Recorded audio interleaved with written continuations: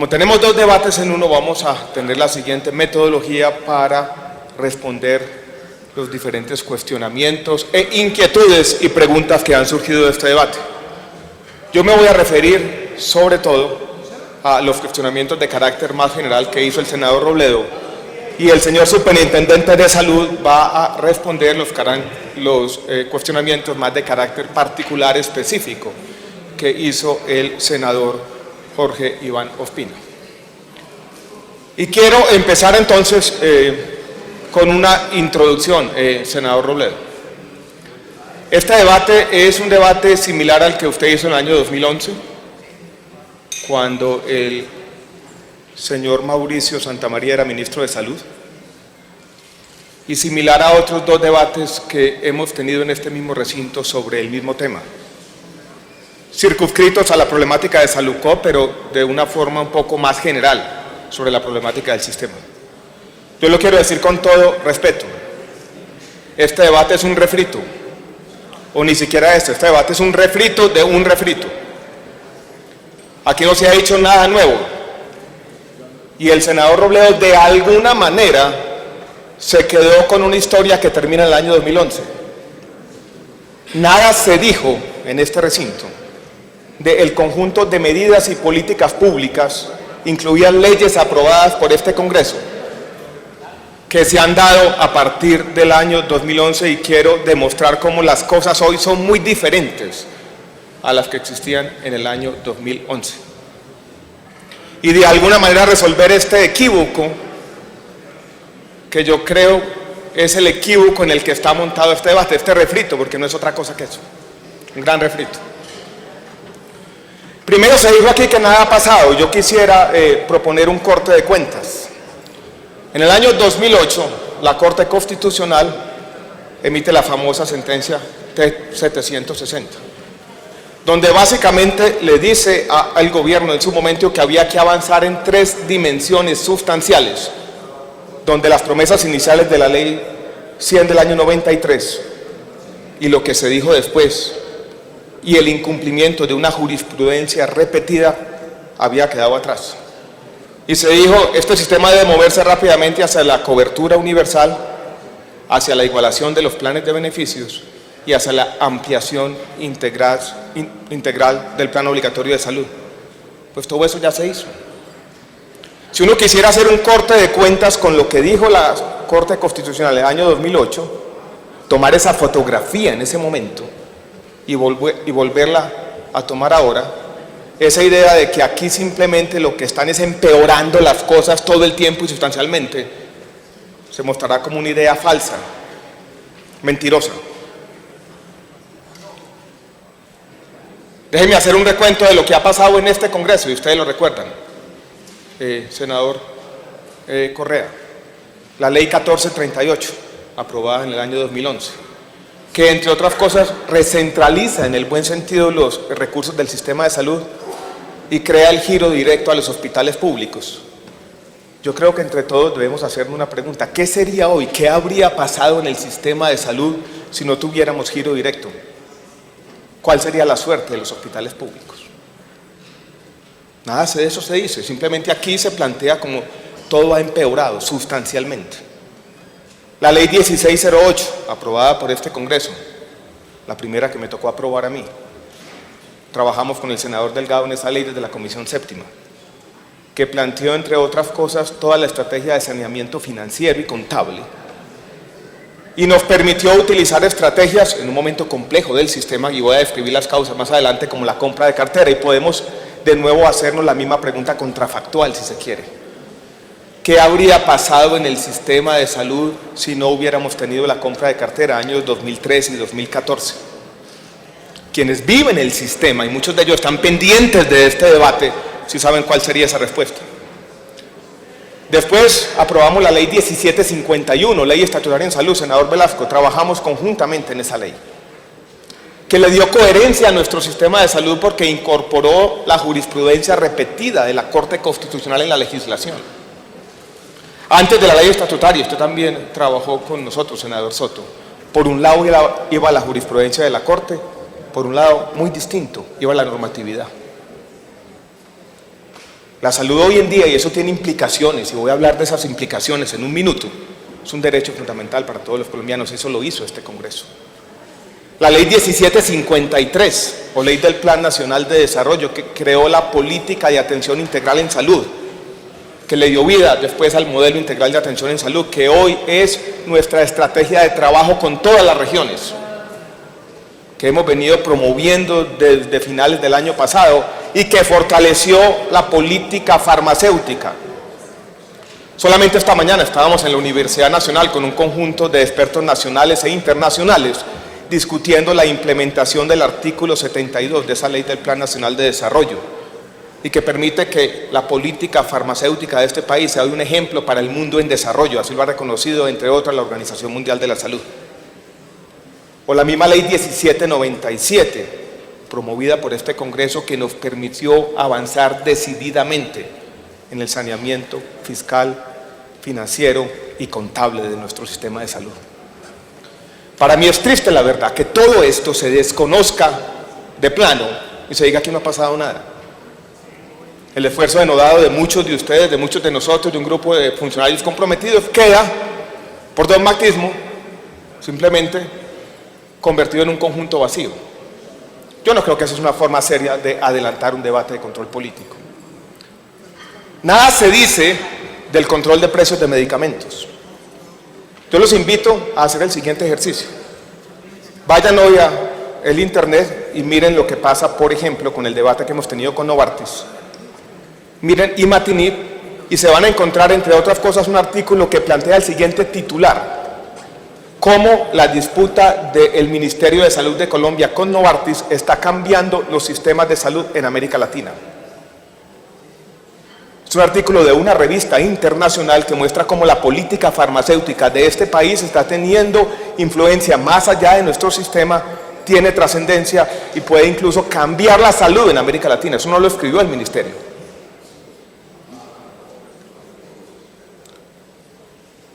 Esos controles de precios de medicamentos le han ahorrado al sistema de salud de Colombia, aquí se desconocieron de plano, 1 billón de pesos cada año. Y lo triste es que el senador Robledo cita algunos de esos informes de la Contraloría diciendo que se pagaron precios por encima de lo justo, de lo que fuera, y nada dice, nada, absolutamente nada dice del control de precios de medicamentos. Como si la realidad imperante fuera todavía la anterior al año 2011. Yo no creo, y lo digo con sinceridad, que esta sea una forma seria de adelantar un debate de control político. Déjeme, si quiere, para información de todos, hacer una reflexión general sobre los problemas de corrupción que aquejan nuestro sistema de salud. Podría llamarla, para darle un nombre, una anatomía de la corrupción en salud. ¿Dónde están los problemas? ¿Dónde persisten? Y dónde algunos de esos problemas ya se han acabado. Y voy a citar 5 formas de corrupción que nos preocupan en el sistema de salud. Empiezo por la primera. La primera tiene que ver con los recobros. ¿Qué son los recobros? El sistema de salud en Colombia, por razones no de un diseño deliberado inicial, sino por la forma como fue cambiando con el tiempo, porque no se actualizaron los planes de beneficios, y la jurisprudencia de la Corte nos obligó a incorporar los nuevos medicamentos y tecnologías de manera desordenada en lo que se conoció posteriormente como el no POS, comenzó a tener paralelamente al POS el tema del no POS y los recobros. 80% de los recobros son medicamentos de alto costo. La forma como operó ese sistema de recobros por algún tiempo fue: se pagaba todo a cualquier precio, no había controles. Y en algún momento, como había dudas de si un medicamento particular era parte del POS en una indicación específica o no era parte, había glosas y había un proceso de negociación en el ministerio. Allí se generó alguna corrupción, en las llamadas mesas de trabajo que denunció este señor que está aquí hoy superintendente de salud. Todo eso se desconoce en este debate, la denuncia la hizo este señor. La corrupción asociada a los recobros, hoy en más del 95%, podría decirlo de esta manera, se erradicó para siempre del ministerio. Hemos aprobado desde el decreto ley 19, desde la ley 1608 y de la ley 1797, viceministra, leyes para tramitar las glosas de acuerdo a procedimientos específicos, y eso se hace por fuera del ministerio con unas normas aprobadas por este Congreso, para que no se vuelvan a presentar los problemas que se presentaron con las mesas de trabajo, y a eso le hemos sumado el control de precios de medicamentos. Los casos de corrupción a los que se refería el senador Robledo son anteriores al año 2010. Nada se dice de lo que se hizo después, de lo que trajo el decreto ley 19 o la ley 1608, de las diferentes formas como legalmente este ministerio generó una institucionalidad compleja, si se quiere, a veces abstrusa, para resolver esas glosas. Pero quiero plantear ese primer argumento: la corrupción anterior asociada a los recobros hoy en día está en buena medida erradicada. Con las EPS se presentaron fenómenos de corrupción también.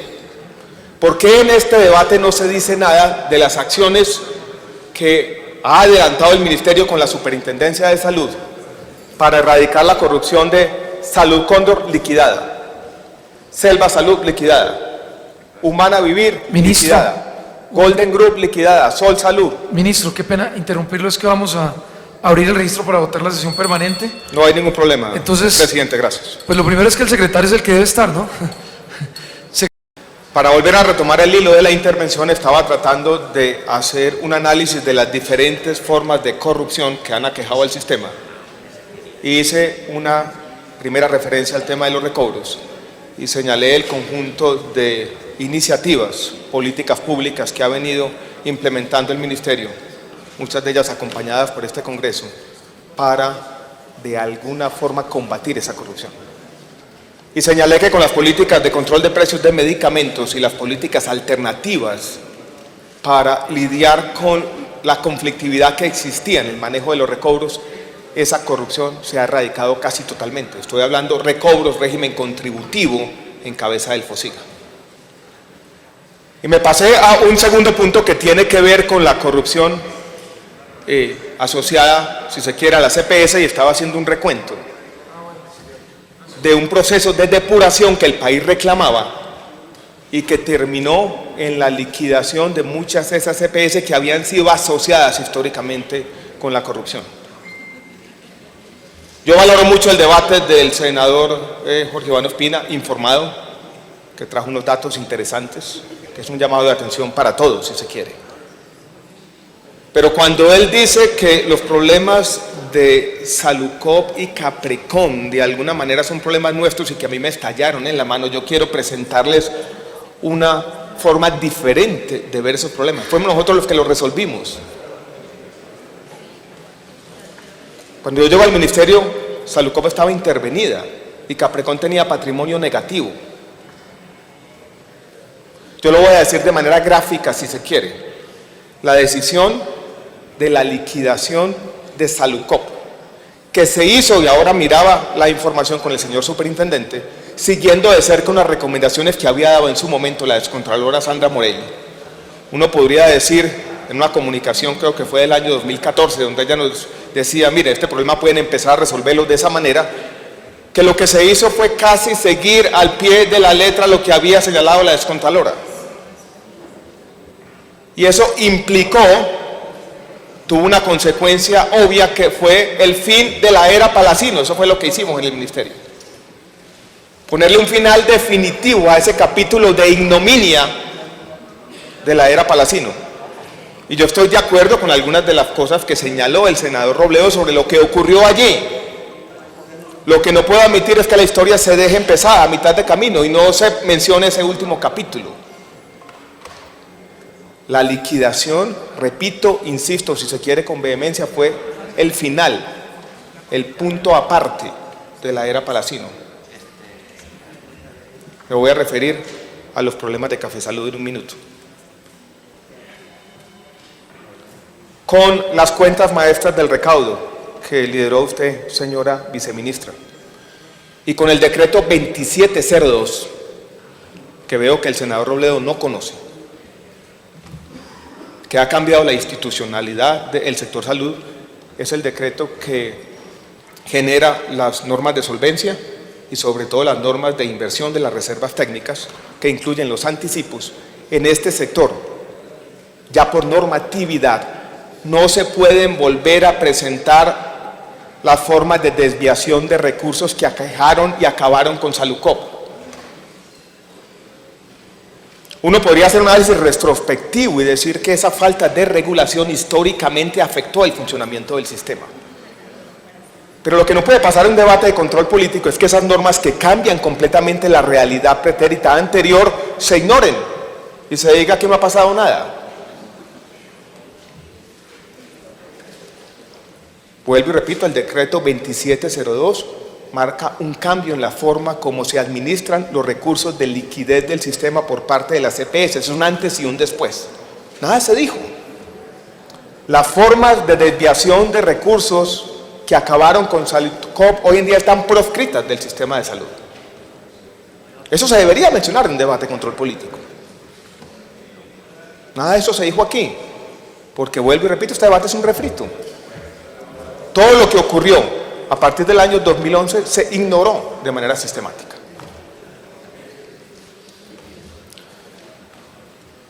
Yo quiero decir que las formas de corrupción asociadas a los recobros y asociadas a muchas de las EPS, hoy en día, con las medidas que hemos tomado en conjunto con este Congreso, han mejorado sustancialmente. Ya no se van a presentar. En eso hay avances que yo creo que no pueden negarse. ¿Qué nos sigue preocupando? Yo creo que uno tiene que dar este debate honestamente. Todavía tenemos algunas formas de corrupción no erradicadas en el sistema de salud. Las más visibles y las que le han llamado al país la atención en los últimos días tienen que ver, por ejemplo, con el manejo de nuestros dos sistemas descentralizados, tanto el Sistema General de Participaciones como el Sistema General de Regalías. El país, hace un mes largo aproximadamente, se despertó aterrado con las denuncias de corrupción que hizo la Contraloría sobre el uso de los recursos del Sistema General de Participaciones oferta en el departamento de Córdoba, unos contratos donde había pacientes fantasma para los temas de hemofilia y demás.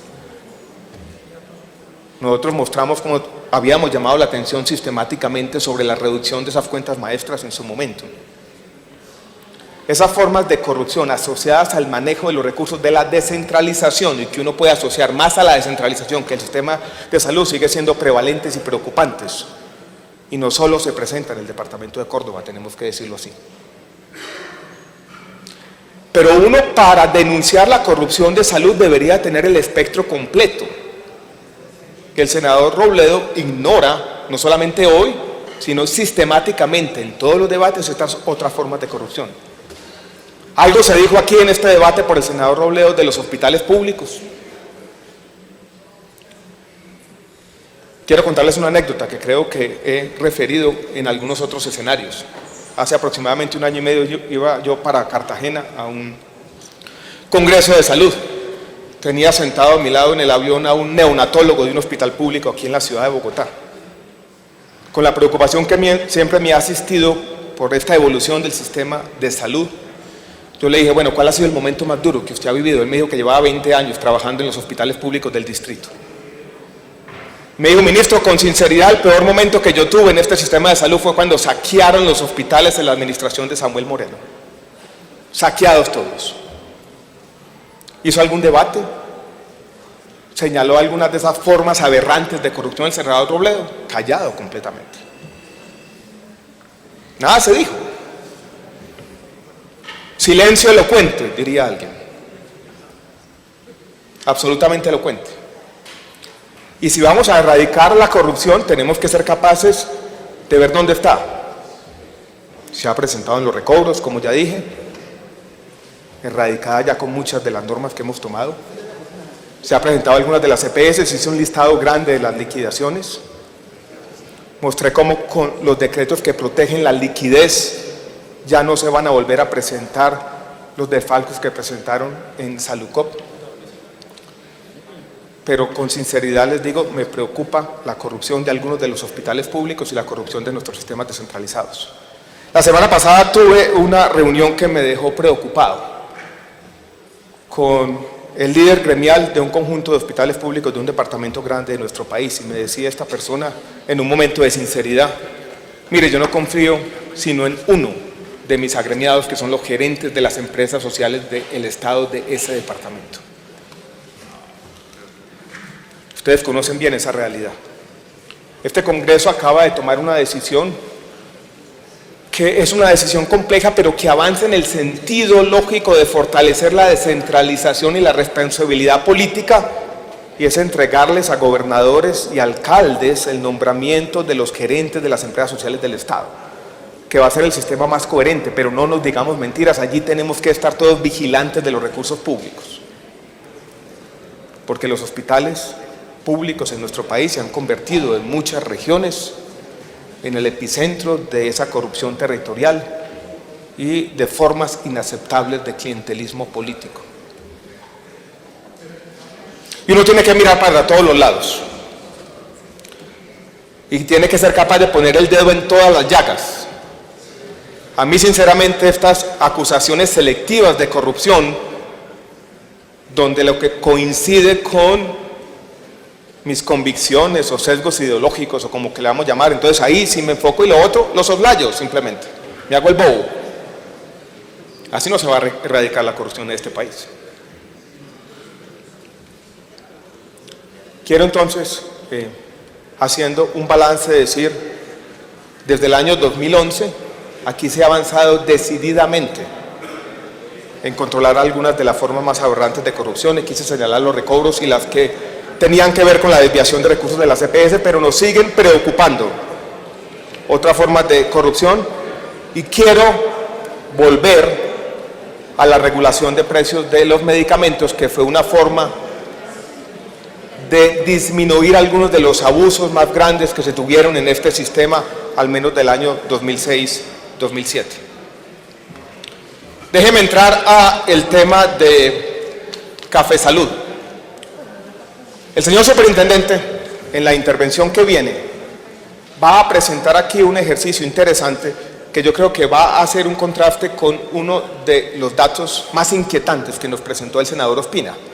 Recuerden que él presentaba una fotografía de los años 2010-2015 y decía: en Salucop, año 2010, tenía un patrimonio positivo de cientos de miles de millones de pesos, y después de año 2014-2015 un patrimonio negativo cercano a 1 billón de pesos. Y esa comparación lo llevaba a una conclusión que tiene sentido, pero que nosotros vamos a tratar de contradecir, y es que la intervención llevó o exacerbó los problemas o llevó simplemente a la quiebra de la EPS Salucop. Esa historia, que es una historia interesante, soslaya un hecho evidente, y es que la contabilidad de Salucop en el momento de la intervención no era una contabilidad creíble. Ahora hablaba con la señora interventora de Salucop y decía: esa contabilidad del año 2007-2008 estaba llena de cuentas de orden que nos llevaban o nos llevan a pensar que es una contabilidad falsa. Salucop se intervino precisamente, y creo que el senador Robledo aquí lo señaló, porque había unos cheques que se encontraron allí, o fechados, con los que se le había pagado a algunos de los señores de la red prestadora. O sea, esa comparación de esos dos momentos no es una comparación cierta, porque se hace con una contabilidad años 2010, 2011 y 2012 que estaba distorsionada, y que fue una de las razones por las cuales se intervino en su momento. Entonces el señor superintendente les va a presentar en un momento un análisis ya contable que nos muestra cuál era la realidad patrimonial en el año 2012 y cuál siguió siendo. Y yo creo que eso es importante tenerlo en cuenta. Y la historia uno podría resumirla de la siguiente manera: en el año de la intervención, esto es el año de 2012, la EPS Salucop ya tenía patrimonio negativo. Esto es, ya estaba en buena medida quebrada. Y los problemas que se presentaron posteriormente a la intervención, y que bien señaló el senador Ospina en este recinto, fueron problemas que se presentaron con la intervención, pero permítame usar este contrafactual, se habrían presentado en todo caso porque ya había comenzado un deterioro acelerado En el fondo porque la compañía estaba montada sobre un espejismo contable, sobre ficciones. Entonces no fue la intervención, fue simplemente una realidad ya problemática que comenzó a materializarse o a hacerse evidente con posterior a la intervención.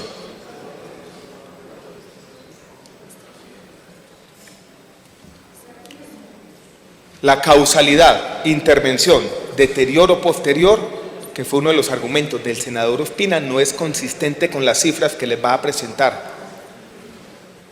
el superintendente en algunos minutos. Déjeme ahora tocar un tema que fue tal vez el centro del debate del senador Robledo y tiene que ver con los famosos 1,4 billones de pesos. Fue el juicio fiscal de la Contraloría y donde lo que se dijo en este debate fue que esa plata se perdió o esa plata el gobierno con el Congreso montó una gran conspiración, quién sabe para qué. Yo creo que el argumento del senador Robledo, tanto en el tema meramente jurídico como en el tema conceptual, es falso, equívoco. Y volvamos, aunque el señor superintendente volverá sobre este tema, al tema meramente jurídico. Ustedes saben que existe una prelación legal para los créditos, eso hace parte del ordenamiento jurídico del país, de nuestros códigos civiles. Ese ordenamiento jurídico dice que primero están las deudas laborales, después están las deudas fiscales, donde están involucradas los impuestos y las contribuciones, y después entran todos los otros. Hay una discusión jurídica de fondo sobre dónde entra la Contraloría.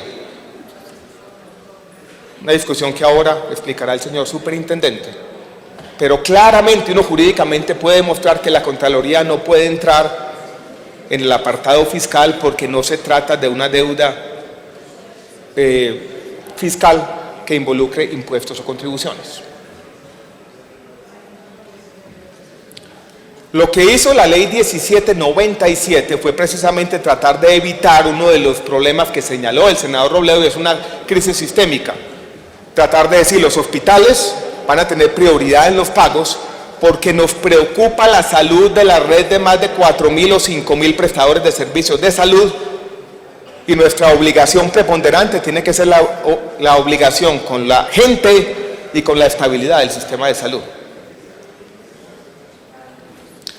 Supongamos que por alguna razón, y esto es hipotético, casi una ficción, a la Contraloría se le hubiera dado la prioridad o la prelación de los pagos y uno hubiera liquidado los diferentes activos de Salucop, los moviliza y le paga a la Contraloría. ¿Qué hubiera hecho la Contraloría con esos recursos? Devolverlos al FOSIGA. ¿Qué hubiera tenido que hacer el FOSIGA o cualquier administrador del Ministerio de Salud en ese momento? Pues pagarles a los prestadores. Ahora, ¿qué es lo que estamos haciendo? Pagarles a los prestadores de una sola vez para proteger los recursos del sistema. Entonces no entiendo cuál es el debate, es un debate absolutamente falso. Vuelvo y repito, si queremos conservar la estabilidad del sistema de salud, y esa fue la decisión que en buen sentido tomó este Congreso en la ley 1797, tenemos que priorizar los prestadores. Y si hubiéramos dado la vuelta por la Contraloría FOSIGA, pues también hubiéramos priorizado los prestadores. Si no lo hubiéramos hecho, si simplemente esa plata hubiera ido al FOSIGA a pagar, por ejemplo, las unidades de pago por capitación futuras, estaríamos desde el Estado promoviendo una gran defraudación a los hospitales y clínicas que prestaron los servicios en el pasado. Yo no sé si es lo que quiere el senador Robledo. Entonces este debate sobre los 1,4 billones es un debate que no tiene, en mi opinión, ningún sustento jurídico y menos un sustento conceptual. Se está haciendo lo que se tiene que hacer. Y así implícitamente incluso lo ha aceptado la Contraloría cuando se hizo parte de todo este proceso. Entonces esa parte del debate yo simplemente no la entiendo. En el debate también hubo, al final, senador Robledo, conjunto de insinuaciones, porque no son otra cosa que insinuaciones. Cuando dice, por ejemplo, ya metiéndose en el plano personal, que mi esposa era una directiva del gremio de los aseguradores antes de que yo fuera ministro de Salud. Yo creo que si uno fuera serio en la vida, no podría acusar a nadie de falta de clarividencia. Lo que el senador Robledo está queriendo que yo hubiera hecho es que me hubiera imaginado que mi esposa, que yo iba a ser ministro de Salud, le hubiera dicho a mi esposa un año antes: sálgase de allá, que yo fui capaz de leer el futuro, aquí tengo una bola de cristal debajo de mi cama. Ese tipo de insinuaciones yo creo que le quitan altura y seriedad a un debate de control político como este. Y lo que sí quisiera decir y sí quisiera defender, senadores, senadoras y televidentes, es que ¿por qué no hacemos un examen del equipo que trabaja en el ministerio? Aquí están los viceministros, que el país conozca su trayectoria y su seriedad. Miren a la persona que está hoy en el INVIMA, examinen su hoja de vida, examinen su trayectoria, con 2 maestrías, un médico de la Universidad Nacional, con experiencia en agencias regulatorias en otros países. Que examinen quien hoy está en el Instituto de Evaluación de Tecnologías en Salud, tiene un doctorado en epidemiología, un médico también de la Universidad Nacional. Que examinen quién está en el Instituto Nacional de Salud, una mujer vallecaucana, de la Universidad Javeriana con 2 maestrías. Hemos consolidado, y yo creo que eso es lo que se debería traer a cuento, un equipo técnico como no ha tenido el Ministerio de Salud en toda la historia. Yo me siento orgulloso de ese equipo. Y eso es lo que se debería, creo yo, apreciar en este tipo de debates. Si la sociedad no enaltece a los funcionarios públicos que pueden cometer errores, pero que trabajan denodadamente en resolver un problema muy complejo que no es único de nuestro país, yo creo que vamos por mal camino. Pero el senador Robledo prefirió otra cosa, las insinuaciones maliciosas, porque no tienen otro nombre. No es ninguna acusación, es tratar de sembrar suspicacia y de generar problemas donde no los hay.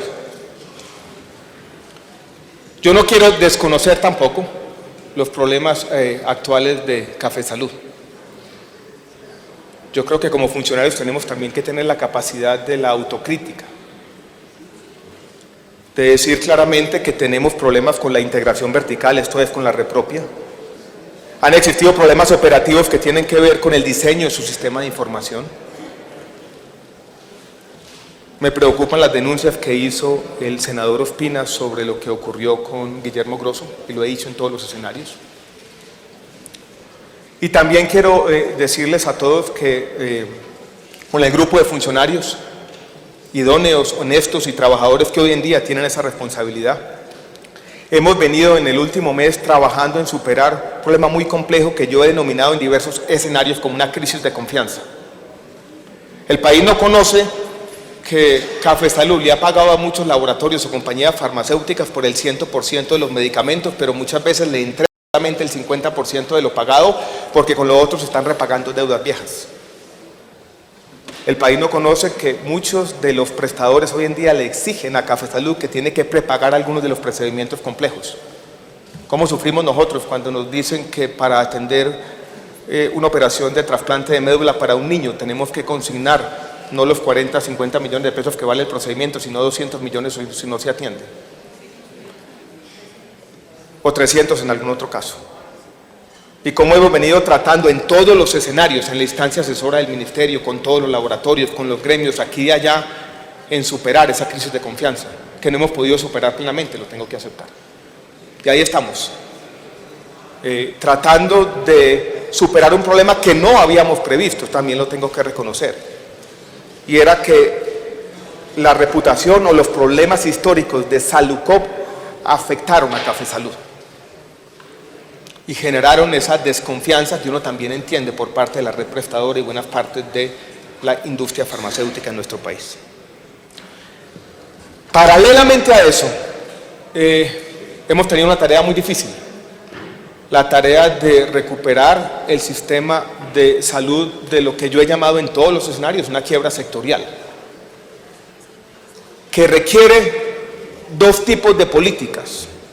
Un conjunto de políticas públicas para lidiar con un pasado problemático y unas deudas o unos pasivos acumulados que superan los 5 billones de pesos, y donde yo he dicho una y otra vez que esa estrategia para lidiar con ese pasado requiere reglas claras, estrategias de liquidez e ir generando confianza. El decreto 2702 o de habilitación financiera del sector establece esas reglas de recuperación, usted lo conoce, senador Soto. Da un plazo de 7 años, minimiza el uso de recursos públicos, genera los incentivos de capitalización por parte de la CPS, le pone coto a la desviación de recursos del pasado. Y nos muestra que las crisis financieras, señoras y señores, así es, necesitan tiempo para resolverse.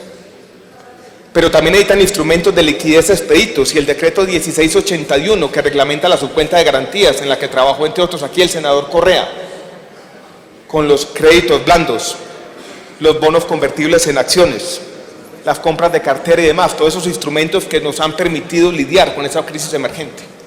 Reglas claras, liquidez y una pedagogía permanente para entre todos los agentes ir generando confianza, ir sacando el sector de una crisis financiera muy profunda que tiene un conjunto de causas que no voy a mencionar.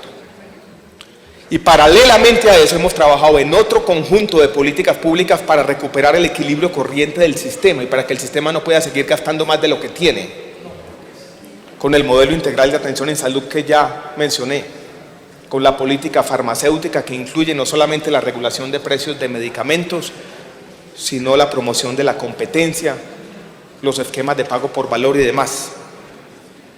Y también, y lo quiero decir hoy que estamos en la coyuntura presupuestal, este sistema necesita fuentes adicionales de recursos.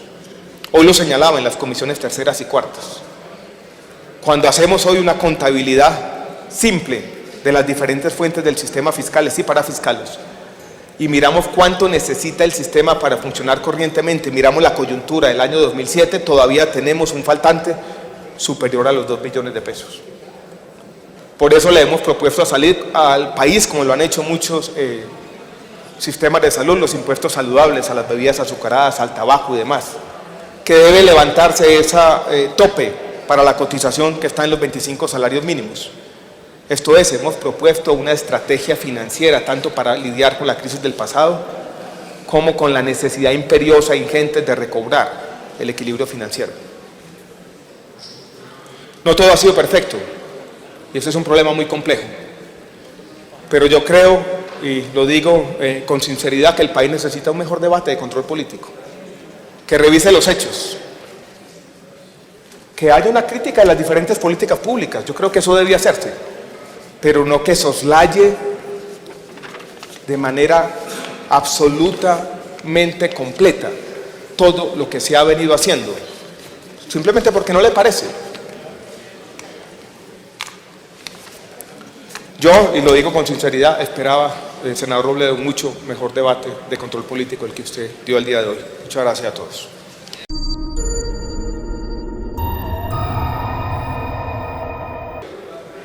Para información de todos, ya no está aquí el senador Aguilar, pero él mencionó un caso particular y yo creo que era un deber nuestro responder a ese caso.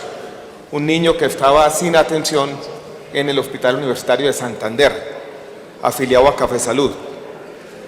Omito el nombre del niño, pero aquí conseguimos la información. El niño salió del hospital el 22 de agosto, lo operó el cirujano, el doctor Pablo Restrepo Torres, tengo el nombre del anestesiólogo Ramón Durán, y se está recuperando sin problemas en su residencia. Entonces ese tema ya fue atendido afortunadamente. Viene el tema de Guillermo Grosso, que lo mencionó el senador Ospina, y usted me lo pregunta directamente, presidente. La misma pregunta me la hizo, recuerdo, el 1 de marzo, en una entrevista de radio, Darío Arizmendi, y yo le conté cándidamente cómo había llegado Guillermo Grosso a la interventoría entonces de Salucop. No estaba el superintendente el doctor Noma Julio, estaba Gustavo Morales. Nosotros habíamos pensado para reemplazar al doctor Mauricio Castro en una persona que era un gerente público destacado, mencionado incluso como uno de los mejores gerentes públicos, el doctor Gilberto Quinche, que en su momento era el presidente de ARL Positiva, que venía acompañado de una buena reputación. Me acuerdo que lo citamos al ministerio sin mediar ningún tipo de recomendación política, simplemente basado en su reputación. El doctor Gilberto Quinche nos dijo que no estaba interesado, que tenía una familia grande, que tenía otro tipo de compromisos. Y nos recomendó a alguien que había trabajado con él desde los tiempos del Instituto Colombiano de los Seguros Sociales, que era Guillermo Grosso.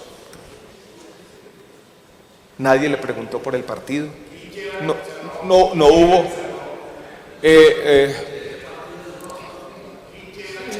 nadie preguntó por el partido, no nos dije que mostraran ningún carnet en ese momento. Gilberto Quinche, yo lo supe después, es conservador. No sé si la amistad implica también que sea copartidario. Pero yo creo que en eso, esa fue la historia, y lo digo con absoluta candidez. Nadie, en ningún momento se le preguntó al doctor Guillermo Grosso por su filiación política. Fue una recomendación del doctor Gilberto Quinche, y lo digo aquí con toda la candidez porque aquí se lo dije a Darío Arizmendi en su momento. Había un grupo de ejecutivos incluso que se habían formado en el Instituto Colombiano de Seguro Social, que después hicieron su carrera en el sector salud. El doctor Gilberto Quinche hoy en día tiene una posición gerencial importante, es el presidente del Grupo Comeva, o de los negocios de salud del Grupo Comeva. Lo puedo decir con absoluta candidez y claridad. Senadora Claudia López, usted hizo una serie de comentarios muy interesantes. Buena parte de mi vida profesional ha estado dedicada a tratar de hacer un análisis objetivo de nuestra realidad social, que ustedes saben bien es heterogénea, es abirrada, es cambiante. Y el juicio que usted hizo sobre lo que ha pasado en estos, digamos, 25 años después de la aprobación de la Constitución del año 1991, sobre la Ley 100, yo voy a decir que es de alguna manera injusto. Yo no quiero hacer una defensa integral, que sería imposible, pero solamente quiero señalarles respetuosamente 3 hechos. Empecemos con una enfermedad de alto costo, la enfermedad renal crónica. Colombia tiene 28.000 pacientes en este momento, aproximadamente 15.000 en el régimen contributivo, 13.000 en el régimen subsidiado. Es una enfermedad que si la gente tuviera que pagarla de su bolsillo, costaría entre 2,5, 4, 5 millones de pesos al mes. Colombia es el único país de América Latina que tiene cobertura universal a 0 costo para enfermos renales crónicos, con los mejores indicadores de calidad y atención publicados en revistas internacionales. Eso hay que reconocerlo como un logro social importante, tal vez uno de los más importantes que ha consolidado este país en los últimos 25 años. Si usted mira la mortalidad infantil asociada a las 2 mayores causas, la enfermedad diarreica aguda e infección respiratoria aguda, esos indicadores se han reducido en la mitad en los últimos 8 años en este país, en parte por el aumento en la cobertura, en parte también por el aumento de la cobertura de vacunación. Si ustedes miran el sistema de salud en términos de protección financiera, que se mide qué recursos del bolsillo de la gente sale a pagar salud, lo he repetido en todos los escenarios, ese porcentaje es el 15% en Colombia, es el 35% en América Latina, es el 44% en México. Ese 15% que muestra que nuestro sistema en términos de protección financiera tiene la misma del promedio de la OECD.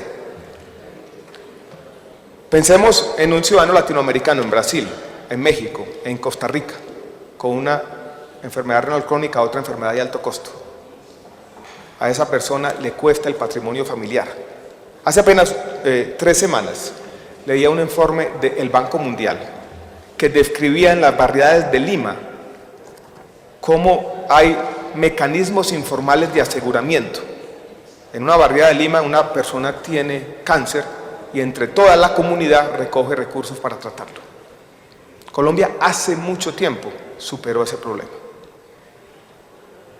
Yo no quiero negar los problemas, pero yo creo que el análisis de la situación social requiere también, para poder seguir avanzando, reconocer lo bueno.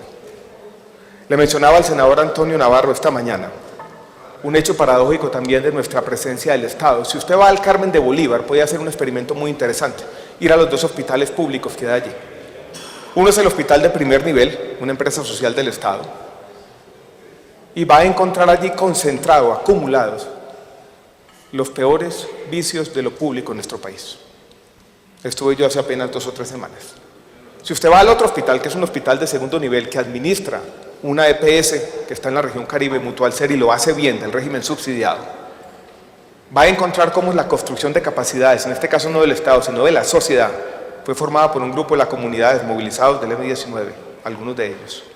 Ese hospital se maneja pulcramente y le aporta en términos de bienestar a esa comunidad. Y hoy un afiliado a esa EPS Mutual Ser, a Cosalud, incluso a pesar de los problemas financieros recientes, a Sanar en el suroccidente colombiano, está en un buen sistema de salud. Y se ha podido hacer una cosa que usted bien señala, senadora Claudia López, que ha sido muy difícil en nuestro país, es construir esas capacidades en esa otra Colombia, que es el reto que tenemos en el posconflicto. Pero eso también hay que verlo, hay que ver también en el territorio estas historias que comienzan a emerger y que son historias de lo que yo llamo posibilismo, que yo creo que también vale la hora rescatar a la hora de los balances. Vale la pena rescatar, perdón, a la hora de los balances. Pero los retos son muchos. Y también lo que se ha dicho aquí, el sistema de la Ley 100 del año 93 olvidó que Colombia es heterogénea y que la competencia entre aseguradores no tiene sentido en media Colombia. Y usted, senadora, llamaba la atención sobre la importancia de ese debate. Ese debate lo estamos dando.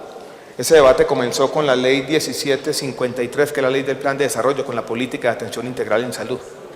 Y yo lo mencioné de manera ligera, ese no era el tema. Pero el modelo integral de atención en salud que ya empezó, por ejemplo, en el departamento del Guainía y que hace exactamente lo que usted estaba diciendo, es decir, allí no vale la pena tener competencia entre aseguradores. Y allí el reto es la consolidación de capacidades del Estado y de la sociedad. Ya lo empezamos a hacer, con algunas de estas EPS, con el Hospital San José aquí en Bogotá y con la misma comunidad indígena del departamento del Guainía. Y estamos dando los primeros pasos para hacer, si se quiere, esa corrección histórica con las leyes que han sido aprobadas en este Congreso. Ese cambio social que se construye poco a poco, que a veces es imperceptible, yo creo que vale la pena visualizarlo en este tipo de debates, porque son esos avances, vuelvo y repito, muchas veces invisibles, lo que van cambiando la realidad.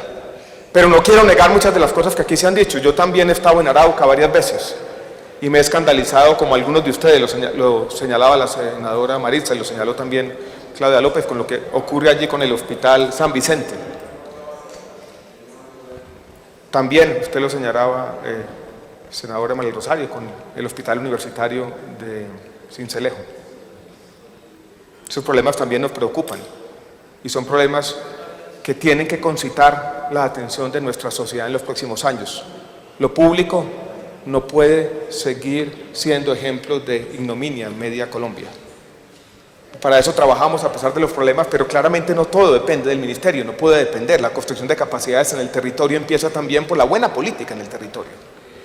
Un reto que tenemos todos como sociedad. Yo quiero terminar, senador, bueno, voy a decir algo antes de terminar, senador Soto, con una reflexión sobre el tema presupuestal. La presentación que nos hizo aquí la señora del Casanare sobre los retos del sistema de salud allí y sobre todo de una EPS pública que es Capresoca, que yo creo que tiene afinidades en otras regiones de Colombia, incluido el departamento de Antioquia con la EPS Sabia Salud, nos debería llamar la atención a todos sobre este problema, porque muchas veces la problemática de la salud parece reducirse a la frase las EPS no pagan. Yo creo que en este tipo de debates también tenemos que hacer un esfuerzo por ir a las causas de las causas primigenias, y preguntarnos por qué las EPS no pagan. ¿Por qué Capresoca, donde no hay ánimo de lucro, es una EPS pública, no paga? ¿O por qué Sabia Salud dejó de pagar? Es una EPS mixta. Allí participa el departamento de Antioquia, el municipio de Medellín y Confama, que había acumulado muchas de las capacidades para administrar el sistema de salud por mucho tiempo. Y cuando uno hace esa pregunta por la causa de las causas, se da cuenta, y les voy a dar el ejemplo del departamento de Antioquia, que este sistema está gastando más recursos de lo que la sociedad ha dispuesto para pagar por esos beneficios. Hoy, por los servicios y tecnologías no POS, el departamento de Antioquia debe más de 300.000 millones de pesos. Buena parte de esa deuda, más de 150.000, se los debe el departamento de Antioquia a la EPS Sabia Salud. Entonces las deudas empiezan con deudas del Estado, con las EPS, y aguas abajo en la cadena son deudas con los prestadores, con los proveedores, con los trabajadores y demás. ¿De dónde se origina eso? De un exceso de gasto, en particular en medicamentos de alto costo y en el no-post que contaminó este sistema. Los excedentes del FOSIGA que superaban 10 millones de pesos desaparecieron. Las otras formas de ahorro público que este Congreso ha tratado de llevar al sistema para pagar por ese exceso de gasto también han desaparecido. Los patrimonios de la EPS se menguaron y hoy en día la principal contingencia fiscal de muchas entidades territoriales, incluidos algunos de los departamentos más importantes del país, están en ese tema. Por eso yo he hecho pedagogía en todos los escenarios posibles sobre la necesidad imperiosa, si se quiere ingente, de tener límites razonables a la hora de diseñar un sistema de salud. Nosotros con Capresoca, con la ley 1797, vamos a hacer algo, y es que vamos a facilitar, por ejemplo, el uso de recursos de regalías para la capitalización. Incluso yo le planteé al señor gobernador del Casanare el día de ayer que estaríamos dispuestos el año entrante en pensar en una capitalización para que la principal EPS del departamento pueda pagarle a los hospitales y se recupere la salud del departamento del Casanare. Pero ese problema va a ser permanente y la solución que estamos pensando va a ser coyuntural si no volvemos a la esencia, a la causa primigenia, la causa de las causas de este problema. Y es que el sistema de salud, por mucho tiempo, ya por una década, o si se quiere por un poco más, ha gastado más de lo que tiene. Yo creo que es un debate que también vale la pena dar hacia adelante. Y eso necesita, senador Soto, para poderse resolver, un conjunto de políticas públicas que es la que estamos promoviendo en el Ministerio. Necesita una política farmacéutica fuerte y fortalecida. Necesita un modelo distinto que haga énfasis en la promoción y la prevención. Ese es el modelo integral de atención en salud, que reconozca esa heterogeneidad de nuestro país. Y yo los invito a conocerlo y podemos hacer otro debate y aquí presentarles en qué consiste ese modelo. Pero necesita también fuentes adicionales de recursos. Yo les voy a resumir la coyuntura financiera del sistema de salud en 3 cifras ya para terminar. Las deudas acumuladas superan los 5 billones de pesos. Para cerrar este año necesitamos en el régimen subsidiado para hacer el cierre financiero algo así como 300.000 millones de pesos y tenemos en el lado de los recobros del régimen contributivo un faltante todavía estimado de 200.000. Y tenemos en el presupuesto del año 2017 una brecha entre 2 y 4 billones de pesos. Este es un tema difícil, que depende también de la acción mancomunada y la tarea que todos podemos desarrollar para sustentar financieramente el sistema de salud.